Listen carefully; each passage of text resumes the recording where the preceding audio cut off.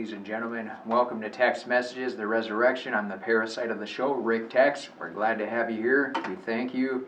We appreciate your company and that you allow us to join us in your home tonight. Today is January 29, 2019. We got a bit of a weather blizzard outside. It's probably about 45 degrees below 0 Fahrenheit with the wind chill. Normal temps are only about 25 degrees below. So I film indoors, the primary reason as well. Now, a couple of things that you'll notice when you walk around when it's really super cold out is, number one, your eyelids have the potential of freezing shut. And if they were to do that, then it certainly presents quite a dilemma as to how you would get to or from your destination. A couple other things as well, too. When you expose your bare skin, it's not so much a feeling of cold, it's just bitter pain and suffering. But ultimately, that's usually what signals your body that you have the potential of frostbite. So then it's a good idea to possibly cover up your articles of bare skin. See, what the body does is it wants to keep your core warm, your organs, your heart, your liver, your intestines, your kidney, your pancreas. So as far as your nose, your ears, your toes, your fingers, they're not critical to your body function. I mean, hell, you could probably function with no arms and legs and ears and a nose, but you wouldn't be able to accomplish a whole lot, but you would still exist. And according to your body, that's its number one priority for you to exist. Now, yeah, you obviously want to work symbiotically with it rather than just put yourself in a dangerous, critically unsafe conditions. Just exercise common sense. And of course, exercise physically as well. That definitely goes a long way towards being great again. Now, one of the things we want to talk about today, ladies and gentlemen, there's an article I came across. It said every bite of food is either fighting disease or feeding it.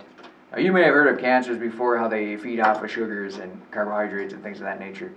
Apparently, allegedly, there are some cancers that also feed off of fat, but by and large, most of them are probably fed by sugar and enjoy that the most. So usually when you look into these certain pernicious effects of consuming sugar, there's really nothing good that comes out of it. Yeah, you get a spike in blood sugar and maybe you get a sugar high for about 20 minutes.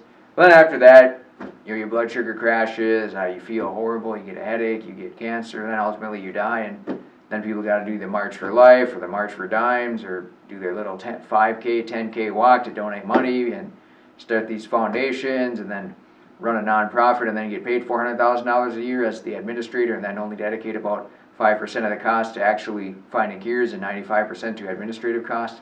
So that's the kind of stuff that happens just from sugar consumption, ladies and gentlemen, which is why I would highly recommend to avoid it at all costs.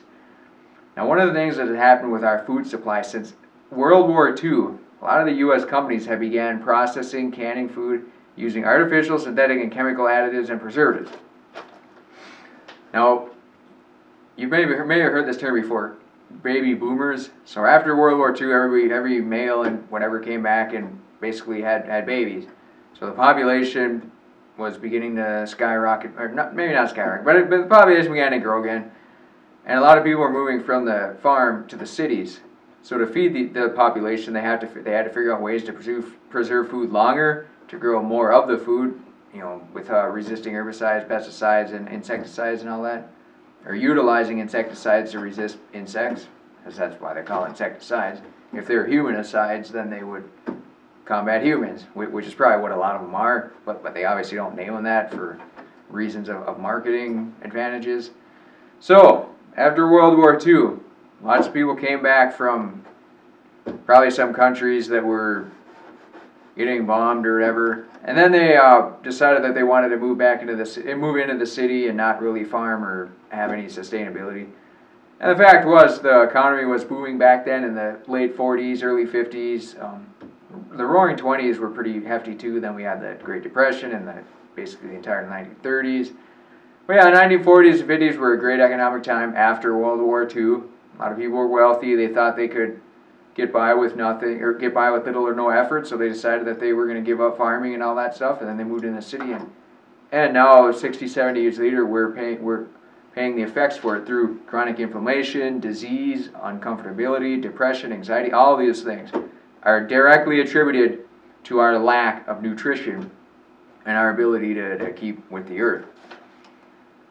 So, insecticides and pesticides have been infused in a food called GMO. Chronic inflammation, ringing of ears, joint pain, skin rashes, itching, constipation, irritable bowels, all attributed to poor food selection and just poor food preservation as well. I mean, you can pretty much take a carrot, for example.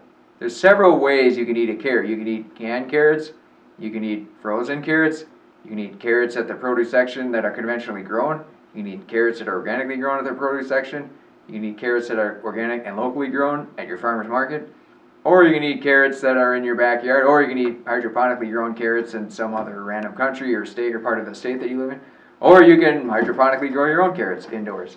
So, a carrot is a carrot is a carrot. So, I mean, there's several different varieties of the same plant, or the same food choice that you can eat, ladies and gentlemen.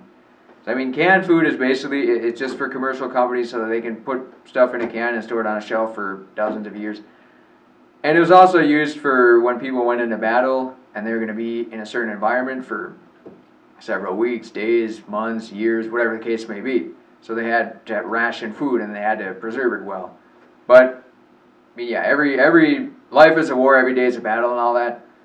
But when you're existing inside your own home and you have a pretty good idea of what's going to happen on a daily basis, it's really a very prudent and sage strategy to be able to grow your own sustenance. Now, that doesn't necessarily mean you need to grow the equivalent of 3,000 times 365 calories per year so that you're completely self-sustainable, but to a reasonable level. There are certain foods and types of nutrition that we aren't able to grow in the deep north. For example, citrus fruits, peanuts, tree nuts, and other things of that nature are not. Walnuts can be grown in Minnesota, but as far as other fruits, lime, lemons, avocados, mangoes, not able to grow them here in Minnesota. So that's why you generally have to buy them from the store, or Aldi, or Cub Foods, Big Joe, Rosso's, Meats, or whatever. So that's why it's very important to sustain what you can, basically. I mean, in Minnesota, some of the things, the factory or the commercial farmers, they typically grow corn, soy, oats, wheat, all that junk, and that's a food that's heavily GMO'd and processed and all that. So it's made to feed a large population. It's not about quality, it's about quantity. Having as much as it possibly can and it store and it has a shelf life that's very long too, and it can feed a lot of people. That's what the direction of it is.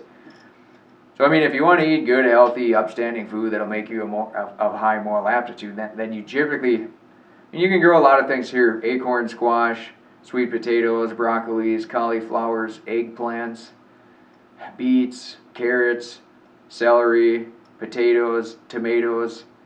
Generally, there's probably hundreds of others that I believe. Rutabagas, those are pretty good too. So I mean, all those things are really available during our growing season. And then even if you look at something like a squash or potato, there's several varieties of that as well. Fruits, especially plants, especially are great for low glycemic index, which means they're slow burning carbohydrates. So even if you're a diabetic person or on the ketogenic diet, they're still not entirely bad for people. Now, yeah, if you're full-on ketogenic, then yeah, it's probably not a very bold idea to eat a whole bunch of carbohydrates. But, you know, a carbohydrate from table sugar, sucrose, is entirely different than one in acorn squash, which is why we generally condone evaluating not just the food itself, but its source and how it was grown and everything like that, too. So with that being said, ladies and gentlemen, we're going to have to call a wrap on this show. If you're bored someday, you can go to naturalpedia.com and check out. It's a very, very interesting website. They got links to a whole bunch of stuff. Hopefully no viruses, but a lot of good information on there. So that being said, we're going to be back in segment 2 in a little bit. Thank you very much for joining.